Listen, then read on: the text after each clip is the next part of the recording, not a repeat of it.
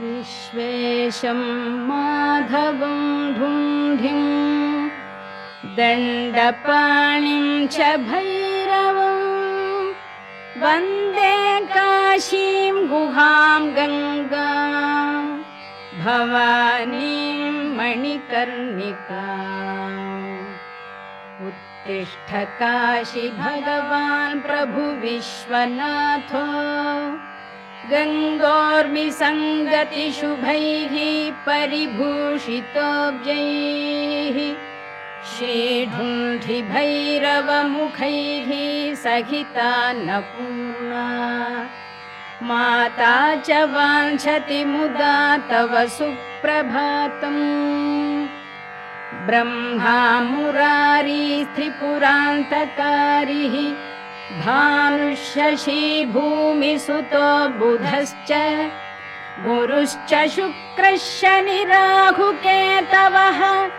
कुर्वन्तु सर्वे भुवि सुप्रभातम्। वाराणसी स्थित गजानन ढुण्ढिराज तापत्रयापहरणे प्रथित प्रभाव आनन्दकन्दलकुल प्रसवैकभूमे नित्यं समस्त जगतः कुरु सुप्रभातम्।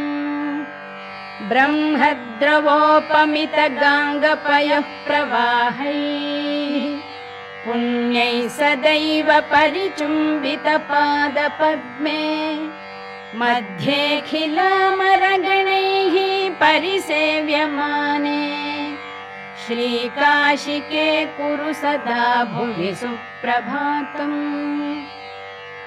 प्रत्रैरसङ्ख्यमठमन्दिरतीर्थकुण्ड प्रासादघट्टनिवहैर्विदुषाभरैश्च आवर्ज्य यस्यखिल विश्वमनांसि नित्यम् श्रीकाशिके कुरु सदा भुवि सुप्रभातम्।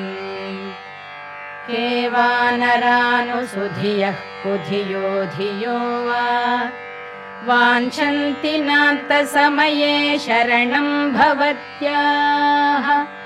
हे कोटि कोटि जनमुक्तिविधान दक्षे श्रीकाशिके कुरु सदा भुवि सुप्रभातम्।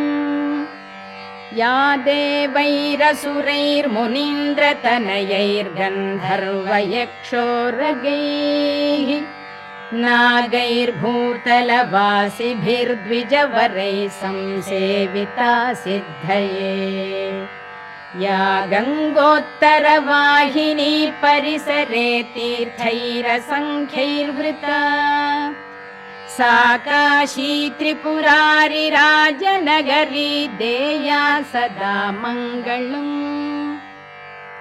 तीर्थानां प्रभरा मनोरथकरी संसारपारापरा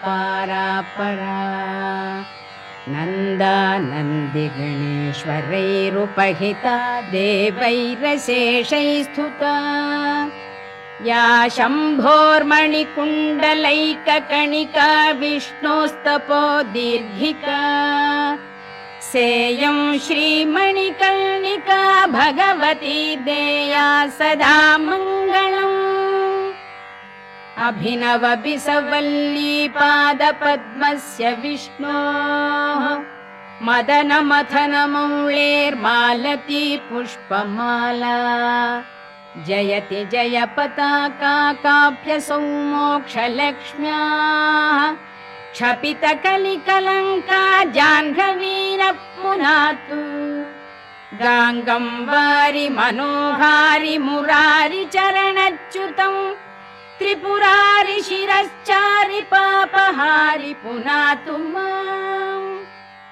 विघ्नावास निवास कारण महागण्डस्थलालम्बितः सिन्दूरारुणपुञ्ज चन्द्रकिरण प्रच्छादिना गच्छविः श्रीविश्वेश्वर वल्लभो गिरिजया सानन्दमानन्दितः स्मेरास्यस्तव ढुण्ढिराजमुदितो देया सदा मङ्गलम्।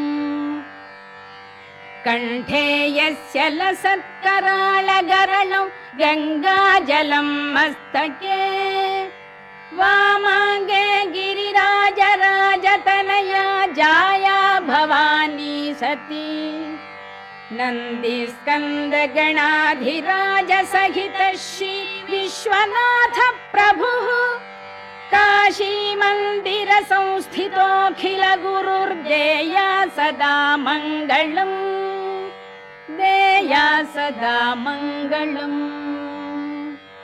श्री विश्वनाथ करुणामृतपूर्ण सिन्धो शीतांशुखण्ड समलङ्कृत भव्यचूड उत्तिष्ठ विश्वजन मङ्गल साधनाय नित्यं समस्त जगत कुरु सुप्रभातम्। श्री विश्वनाथ वृषभध्वज विश्ववन्द्य सृष्टिस्थिति प्रलयकारक देवदेव वाचामगोचर महर्षिनुताङ्घ्रिपद्म वाराणसीपुरपते कुरु सुप्रभातम्।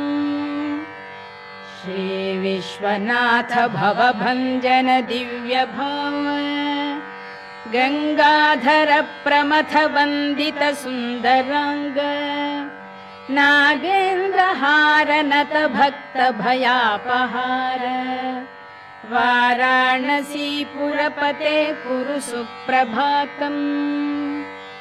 श्री विश्वनाथ तव पादयुगं नमामि नित्यं तवैव शिवनाम हृदा स्मरामि वाचं तवैव यशसा नघभूषयामि वाराणसीपुरपते कुरु सुप्रभातम्।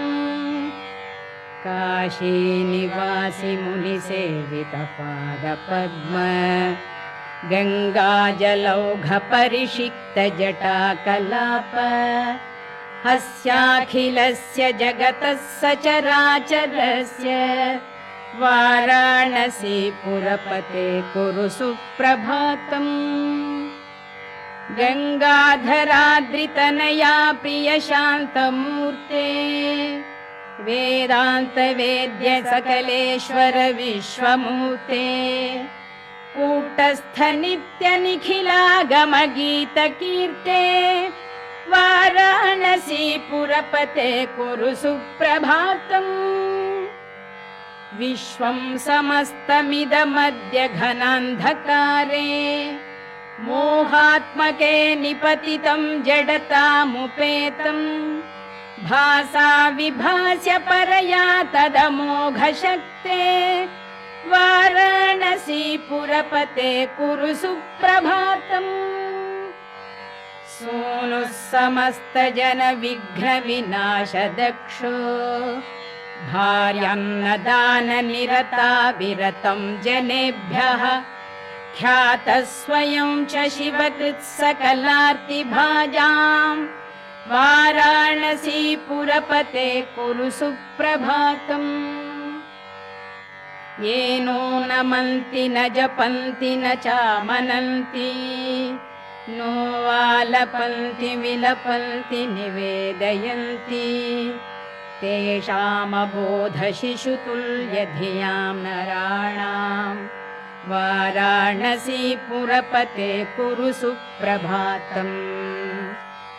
श्रीकण्ठ कण्ठ धृतपन्नग नीलकण्ठ सोत्कण्ठ भक्त निवहोपहितोपकण्ठ भस्माङ्गराग परिशोभित सर्वदेह वाराणसीपुरपते कुरु सुप्रभातम्। श्री पार्वती हृदय वल्लभ पंचवक्त्र श्रीनीलकण्ठ नृकपाल कलापमाल श्री विश्वनाथ मृदु पंकज मंजुपाद वाराणसीपुरपते कुरु सुप्रभातम्। दुग्ध प्रवाह कमनीय तरंग भंगे पुण्य प्रवाह परिपावित भक्त संघे नित्यं तप तपस्वी जनसेवित पाद पद्मे गंगे गंगे शरण्य शिवदे कुरु सुप्रभातम् सानन्दमानन्दवने वसन्तम् आनन्दकन्दं हतपापवृन्दम् वाराणसीनाथम् अनाथनाथम् श्रीविश्वनाथं शरणं प्रपद्ये श्रीविश्वनाथ